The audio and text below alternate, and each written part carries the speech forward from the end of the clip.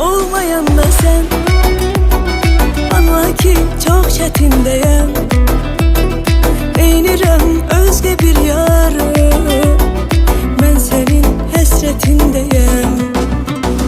Kadından bu sevgimizin doymaram, sensiz ürey döyüntüsün duymaram.